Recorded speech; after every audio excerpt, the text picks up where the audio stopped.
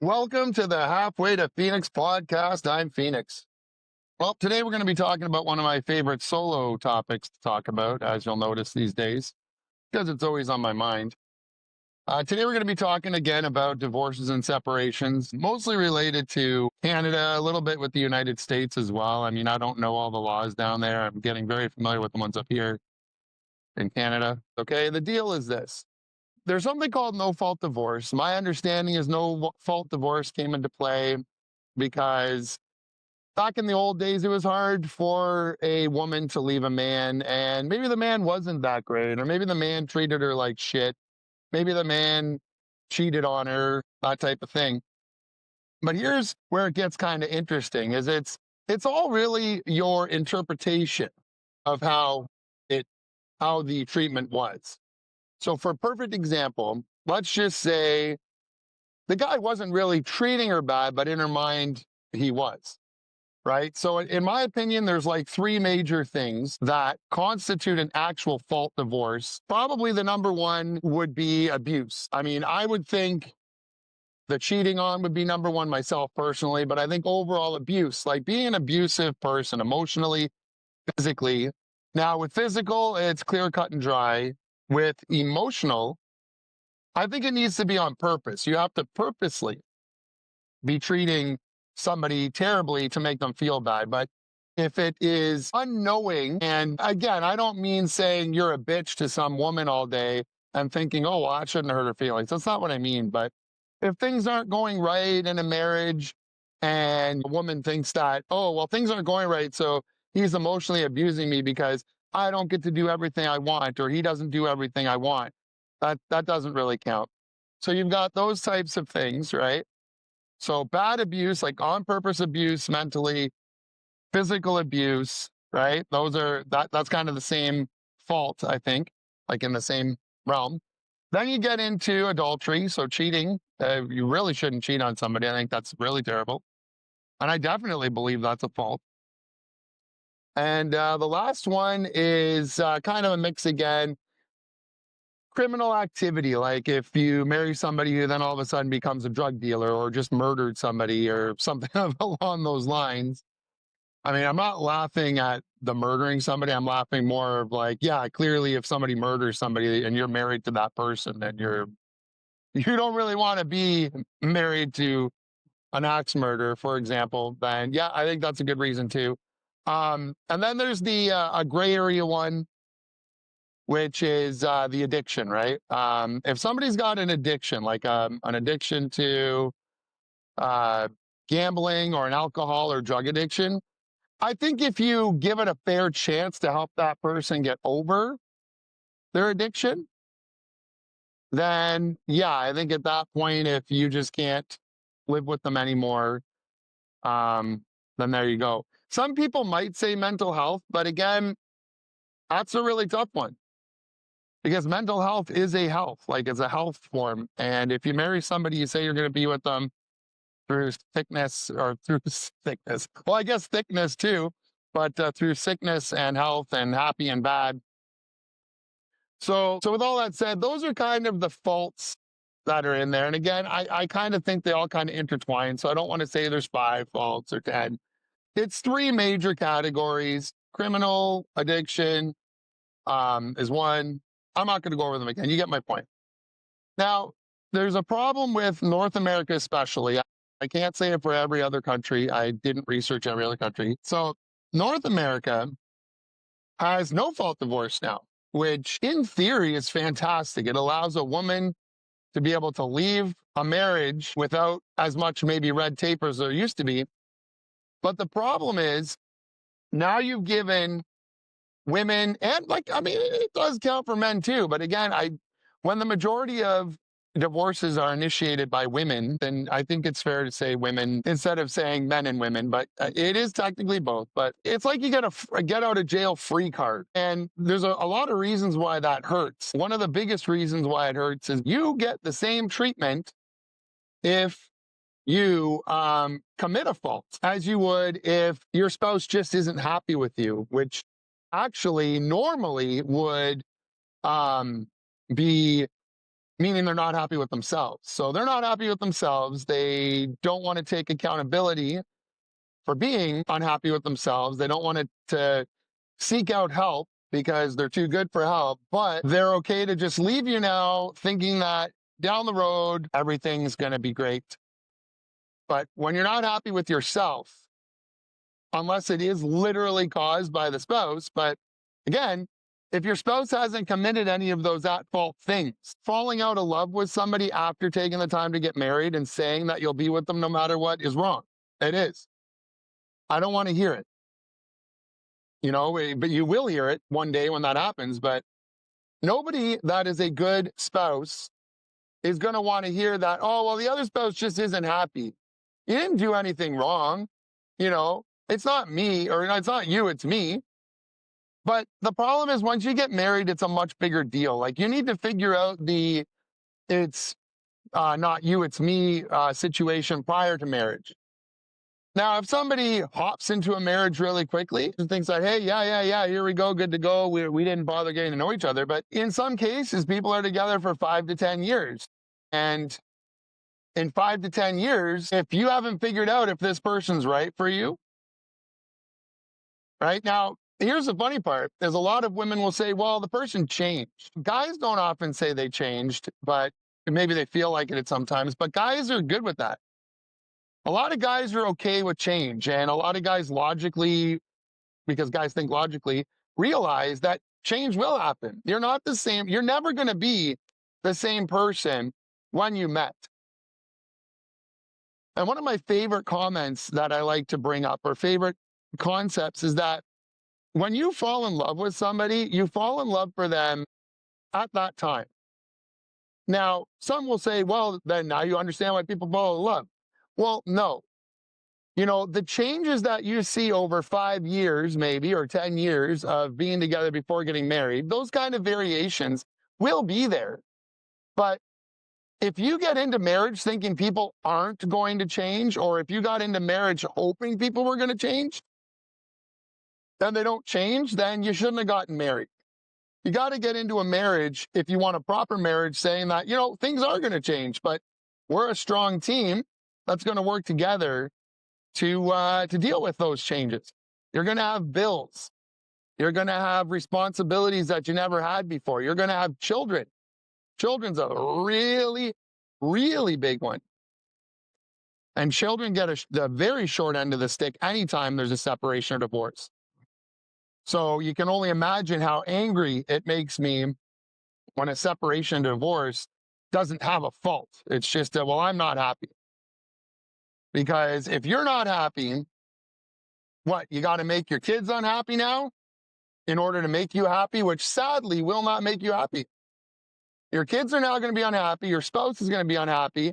There's going to be family tension, families that forget about each other, all because you're unhappy. But you being unhappy is nobody's fault but your own. I'm unhappy these days. I try my best to be happy, but it's not somebody else's fault in reality. Yeah, I might complain. I might complain about all the external sources and other conditions of why I'm so angry. But what I definitely do agree with is it's my choice. I can take all this crap any way I want it, and I can decide whether I'm going to be happy or not, and it's up to me. So like I've said many times, just to throw it out there, it's not a guy's job to make a wife happy. Like a guy, I didn't mean it that way. A guy can't make his wife happy. The wife has to make herself happy. The man is the one who gives the tools, the experiences, and other things for the woman to be happy. And then she's got to make her happiness out of it. So a lot of women need to realize that. They're not unhappy because of the man. They're unhappy because of their own, personal thing. You have a bad day one day, you can look at it as, hey, we survived a bad day, not, we shouldn't be together because we had a bad day. We had too many bad days last year, so shouldn't be together. Instead of, oh, we had bad days and we got through those bad days. We're great together because we're still here and we got through a bunch of bad days. It's a mindset, right? But today's mindset is men are bad. Men treated women bad a long time ago before a lot of men were even around. Like, I'm sick and tired of that. Oh, women got treated poorly by men a long time ago, so now you got to pay for it. That's great. Yeah, I got to pay for something that I never did. Any other good guys got to pay for what he didn't do, like people in the past. Okay, people evolve. And the funniest part is many of those women, modern women, didn't actually get treated that way either. They just think they're entitled to being able to treat men a certain way because they think, men deserve to be punished for what happened years ago before their specific man was even around. So anyway, what I'm trying to get at here is when people get married, they should be sticking together. And in my belief, if people want to get a separation or a divorce, I do believe that the fault system needs to return. There's a reason why there's so many divorces and separations, and it is because of the no fault. But what people don't understand is, at least, the low level, like lowest tier of humans, which is just the regular everyday people, they don't realize that it is something that is really not productive. It's not productive to move from relationship to relationship. It's not productive for everybody to get separated and divorced just because. It makes the world or the area that you live in just look like a joke. If everybody works together as a team, and if that team, which is a marriage, works together as a team, the more of those that work together as a team, the better of a world we have. People are happier.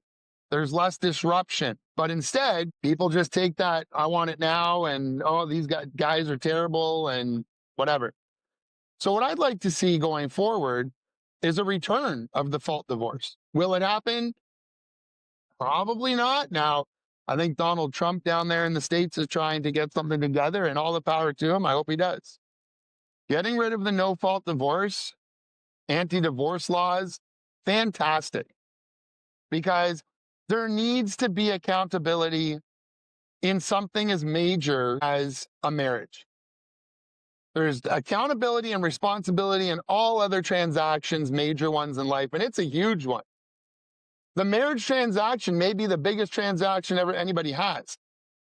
But when you get a credit card, when you buy a car, when you buy a house in the first place, that's a major transaction. You're responsible. You can't just say, oh, well, I'm not happy with my car, so I'm not going to pay for it anymore. Yeah, in some weird cases, you might be able to return your car and get a new one. But you can't just say, I'm not happy with my car, I'm not going to pay for it, and somehow keep it. Now, I guess there's a difference. In a divorce, you don't keep the person, but still, the point is, you can't just say, oh, I don't want it anymore. Like, or here's a better one for you. You can't just say, I don't want my car anymore after 2 or 3 years. Give me my money back in full or more than what I had originally when I bought the car, just because I don't like the car. You can't do that. And if you stop paying for the car, they're going to take it from you. There's ramifications and punishments for people who don't follow through on their commitments for so many other things, if not everything other financial. But when it comes to marriage, oh, well, it's a family law thing. It's a personal thing. But again, I'd like to remind people that what if it's a personal reason why I don't want my car anymore? Oh, I'm being violated, that I can't have my own rights to not pay for this car and still keep it, or not want the car anymore and get all my money back that I paid for it 3 or 4 or 5 years ago or 10 years ago. Because that kind of is what happens in a marriage when you get a divorce. You enter a marriage, you build a life together, and then you just take half of that, and there's no repercussions. Nobody learns the damage they do when there's a divorce, especially when it's unilateral, and even more especially when you have children. That's another thing I want to throw out there too. So I believe there's different types of divorces, as in how much they rate. And a divorce between two people who have no children, much different than a divorce with parents that have children, especially younger. That difference is important. Here's what I believe the 2025 divorce procedure should be. Two people, one of them's unhappy. 99% of the time, it's probably going to be the woman. Well, fine, I'll say 80%, but whatever. Doesn't matter. I'm going to use the scenario, woman's unhappy. All right. She wants to get a separation or divorce. They have no children. The guy doesn't want to get a divorce, but the girl does. Well, in that case, I think that within reason, the couple can split their assets, and that's as far as it goes. Girl wants to leave, split the assets, go your separate ways.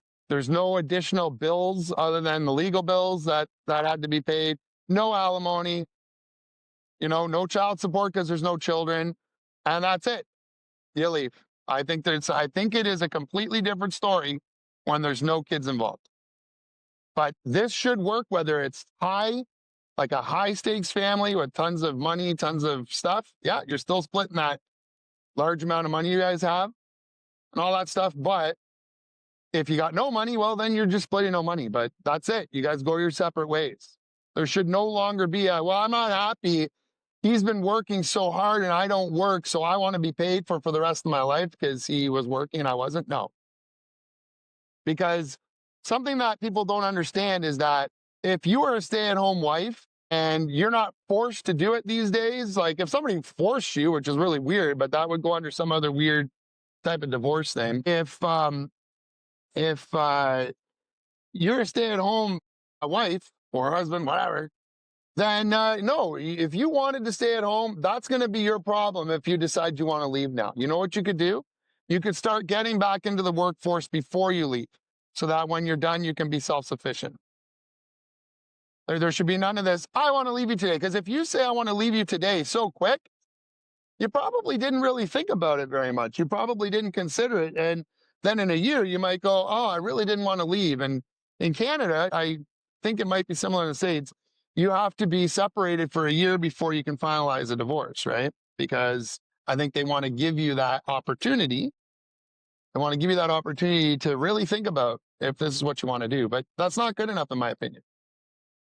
But during that year after the separation, you should be working your ass off to get a job. Because in my opinion, when you're done, when you're divorced, alimony should be removed. I can tell you right now, a stay-at-home wife that's unhappy, especially if she's really attracted, she could instantly become another stay-at-home wife with some other guy that's supposed to make her unhappiness become happy. So there you go. There's number one. Now, here's the funny thing. In a weird way, maybe you could have no fault as an option, right? Because that would be the no fault, no kids, separation, divorce. Maybe you could still have it with the no kids. But here's the other thing. So people say, well, what if the woman was treated badly? Okay, well, now I'm completely okay with both scenarios. That if you have a fault divorce, then stick with the old way. Stick with the old way. In fact, maybe throw the book at them more. You cheat on your wife, then yeah, you're paying even more. You're giving 3/4 of your money there for the amount of abuse mentally and stuff. You had a good wife and you screwed her over. So yeah. So basically there. Fault divorce, the rules can stay the same. No fault divorce, that's where you both go your separate ways, split your shit, and that's it. Now, I also agree that if some woman marries a rich guy or vice versa, and in a year or two decides she's going to leave him, no, she shouldn't get half of his shit. There needs to be some kind of a concept that, okay, well, you were with the guy for a year and then you just left him. Is it possible you were trying to cash in? So I do believe that should be thought of too. Now, getting into the more serious one, when you have kids, I believe when you have children, just like all your other responsibilities, increase.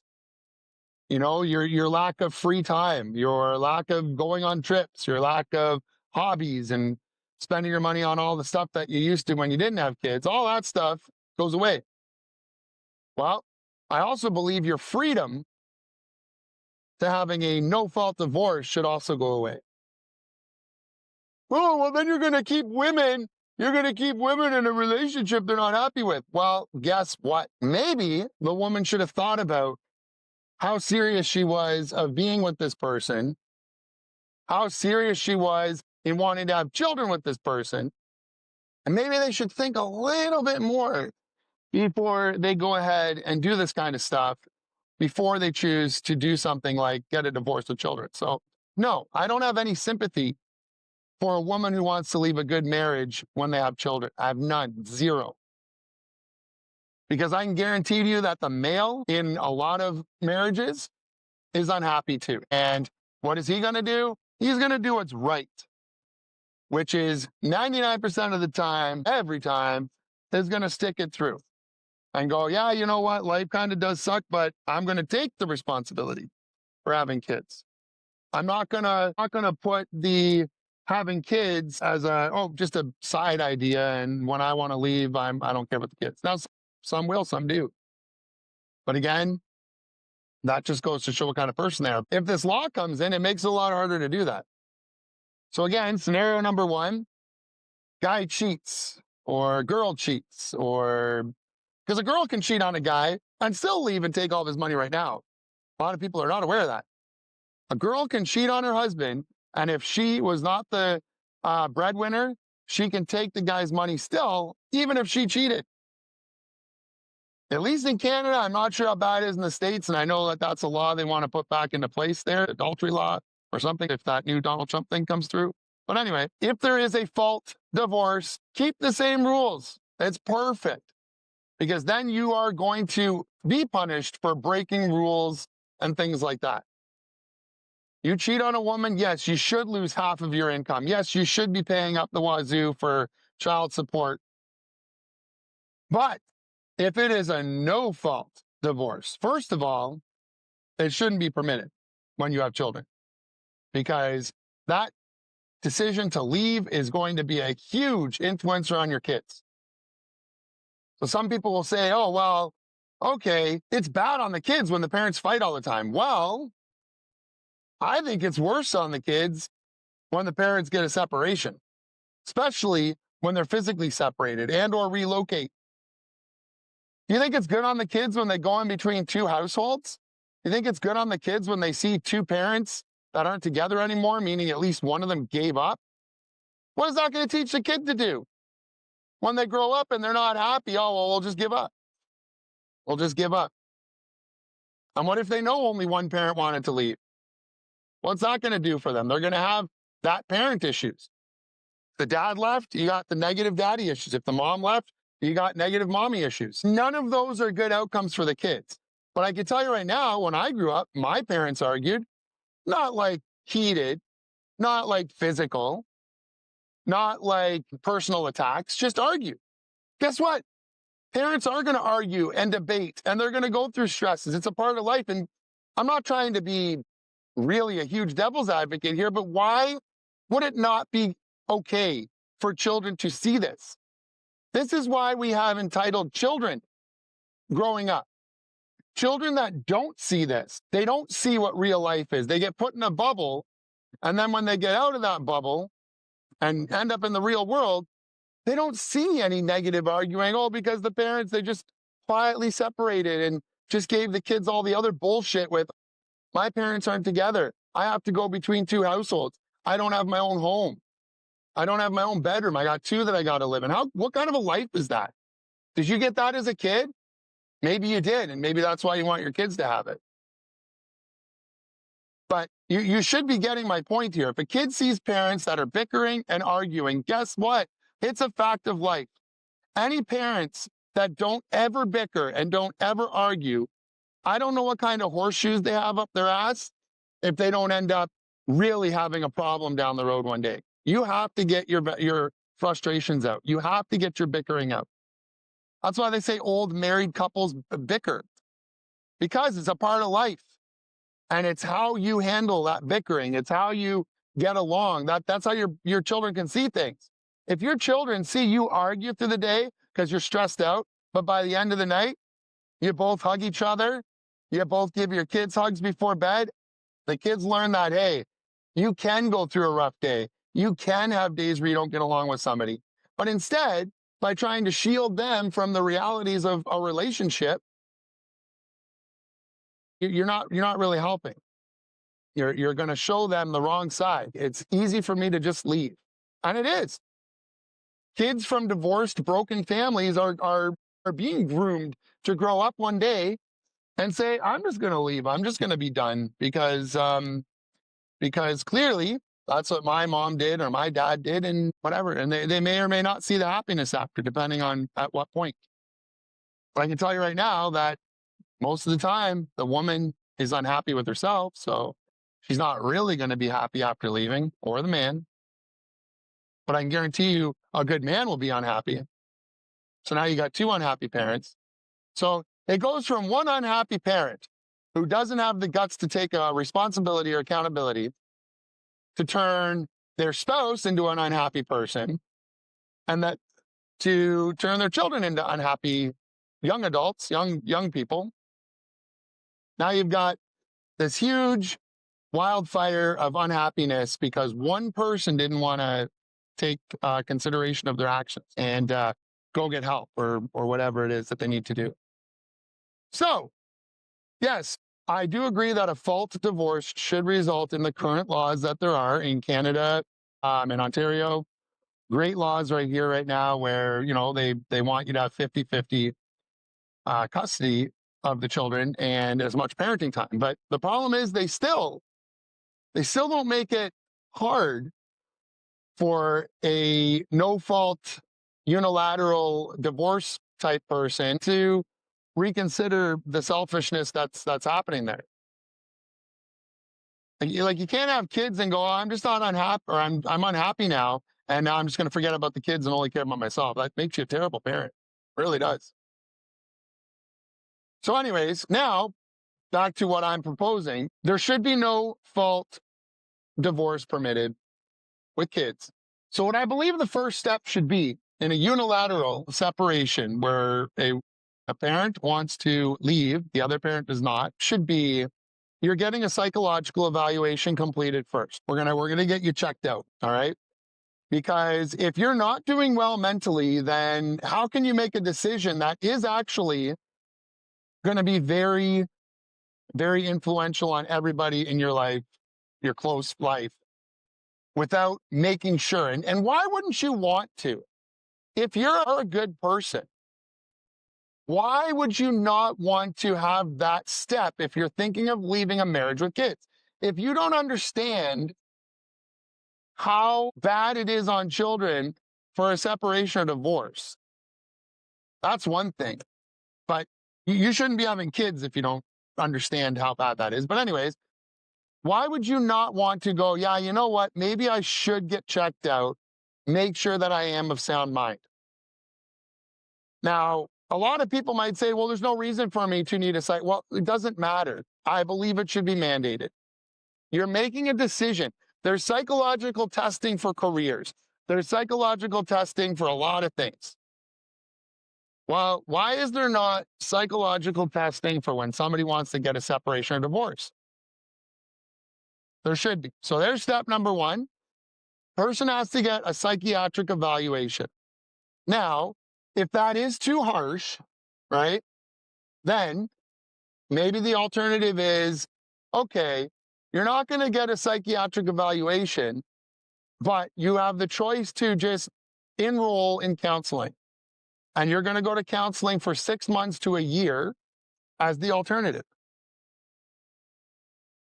Oh, okay. All right. Well, cool. I'll go to 6 months to a year. Why? Well, because you want to leave a good marriage, you have children, and your children's potential happiness and your spouse's potential happiness all weigh on this type of a decision going forward. You have 3 or 4 or 5 young children, and they're going to have to now grow up in a broken home. That's a huge problem for them. So you're going to go do this. So there you go. So if the person accepts, let's say they accept the option 1, they go get the psychological test done. And the psychological test comes back as, yep, you are of right mind. Oh, where do you go from there? See, there's nothing wrong with me. Okay, well, now you're doing the counseling. Yep, I know. That's a funny one, isn't it? You're doing the counseling anyway because you are not right of mind, or because you're right of mind and you want to leave. So maybe you just need some counseling now. Now, maybe the counseling can be a little bit less. Maybe it's only 3 months counseling to do your best, right? But there you go. There's a couple steps in there before you can get your separation done. So what happens after you complete that counseling? Well, now you've got a big decision to make. Do I still want to get separated or divorced? Actually, let me just backstep here. let's say you went for the initial evaluation and there is something wrong with you mentally, then it would be an automatic, hey, you do have some mental issues that need to be figured out, and it is in your best interest. And again, any good-hearted person is going to say, all right, I'm not doing very well psychologically, so let me get the treatment I need, because what's most important to me is the happiness of my children, right? Your children's happiness is going to be key to this, and that should be what your focus is. So yeah, I want to get help. I'm mentally not stable right now, got to get help. And I think there's a lot of people that are definitely at least borderline on that right now. But you got to be willing to get that help. And if you're not, then that's where you start getting into the problems. So now you're at step 2. You're either mentally unfit or you are now going through the counseling because you're mentally unfit. And you get to the end of that counseling, and in a perfect world, you will have been fixed. I don't want to get separated anymore. I'm happy. Like I got the help I need. Thank you so much for having that in place so I didn't make a mistake that I would regret 10 years down the road. The system worked. Now, let's say it goes the other way. You still want to leave. Now, there could be some changes at that point. Maybe both parents want to leave. Right? Maybe at that point, the other spouse is like, yeah, you know what? I can't deal with this anymore. This is too much for me too. I still disagree that should even be permitted. But you see, at least if we start getting the system to slowly start coming into effect properly, I'm okay with this. If both agree at any point in the process that, yes, they want to separate, then so be it, right? So be it. But if that's the case, then you will both come to an agreement to split all your assets. You're going to figure out the child support aspect, and it's going to be equal. No longer do I believe a working parent should have to pay all the child support if the other one is not working. I think that now that things are changing, because maybe the agreement in a lot of these situations where one parent doesn't work is you are taking care of the kids while I go to work, especially, depending on what kind of arrangement, what type of work. Maybe that other parent needs to go to sleep, get a good night's sleep in order to go back to work the next day. Right. But either way, now that that's changed and now you're both going to have to look after the kids, well, now it's time for that other person to get a job. There should no longer be, well, you can still keep doing what you're doing, but your spouse that used to work in order to bring money in so that you could do this, that guy's not going to be paying your bills anymore. That guy's not going to be having to work and just be there every waking moment outside of work while you get free time after all this happens still. No, it's both parents got to work. The playing field has to be level. They're all about equal division of assets, but they're not all about equal division of situations. I'm sorry, you separate, everything needs to be equal. So both parents are going to work now. Both parents are going to see the balancing of kids and work if you think it's good to move on. Anyways, so that was if both people agree still to leave, then yeah, maybe still permit it, but then at least both can agree that this is how the world's going to work going ahead. But in the case of the unilateral now, again, if one person still wants to leave after getting the evaluation done and after going through counseling, then this is what's going to happen. Okay, you're permitted to leave. You are permitted to get the divorce, but it's bad for your kids, and we want what's best for your children. So because you're making this decision, your spouse gets to make the decisions for the children because your decision is bad. Regardless of how happy you are, breaking up a marriage for no fault is your problem. So your spouse, the one that you're leaving, is going to decide what's going to happen with the kids. And, how can you do that? Because if you're making that decision to throw in the towel, what kind of parent are you? You're not a very good parent. You should not be the one that's making decisions for your kids. You can't even make the most basic good decision of staying together as a family. So why would we let you start making all of their life decisions?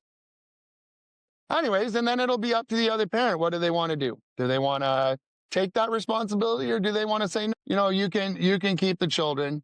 I don't want the kids. But if they say they don't want the kids, then they're going to have to pay, right? But anyway, Then here's the other aspect is then when it comes down to the division of assets, all right, like any marriage, I am in full agreement that you split the assets that fairly, mind you.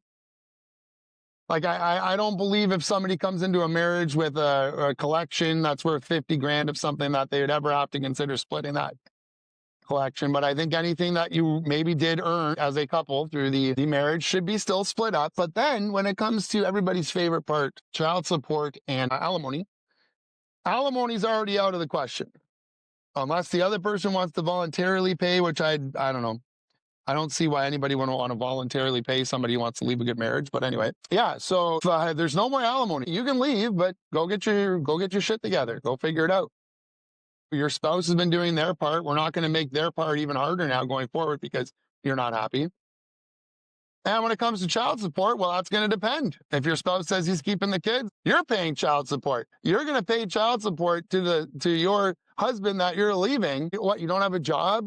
Oh, well, I guess you're going to have to get a job because you're going to have to pay child support. Oh, and if you can't pay child support, then we'll just keep that portion of your assets until you do. And then if you aren't going to be able to pay child support, then he's going to get the assets in a monetary value worth however many years of child support might need to be out there. So sorry, you're not getting half the house. You're getting very minimal of the house because you can't pay child support. So we got to make sure his mortgage doesn't rise too much so he can pay bills. I don't see why that's an unfair process. The only people that are going to think that's unfair might be the lawyers. But like I said, if my plan worked, there'd be prenups up that they could get done.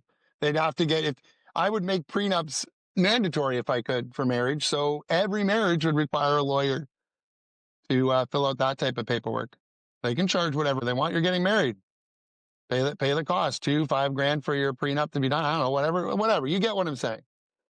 They can still make money from this thing, but I'm saying that's where you get into a problem with this, is they're going to lose a lot of money. Oh, we can't have our divorces anymore. That's what's been paying our bills, is the sadness of other people. Right? And then the other people that aren't going to want it, I hate to say it, it's the modern feministic women who believe that men don't deserve anything and women deserve everything, who also believe that you are strong and independent when you still rely on your ex-husband to pay all your bills for you after you leave. You're very strong and independent. And if you're a strong, independent woman, you don't need your husband's money. You want to be one, you got to say, I don't want it. Because if you really want to leave and show how powerful a woman you are, could you imagine? I'm sure your ex-husband would be happy that he doesn't have to pay any bills, but could you imagine you telling your husband you don't need him? You literally don't need him. I mean, how much respect in the end would that guy have for you? How much respect would everybody have for you? Man, if an ex-wife ever did that to me, said, just take all your money and I don't need it, I'd have so much respect for that person. I'd have such a different outlook on how women would be if they actually did what they said. And honestly, he said that. So anyways, you get what I'm saying. I think there should be some changes to the system, because the more that this process gets out of hand, the worse the planet's going to be. You're going to have a lot of people who can't afford everything because they're all separated. You need a dual income quite a bit these days, unless you're that rare, hundreds of thousands of dollars a year income. But even then, even breaking theirs down, depending on how they were living, can also basically bring people down to the same level. So maybe government wants to bring people down to that level. I don't know.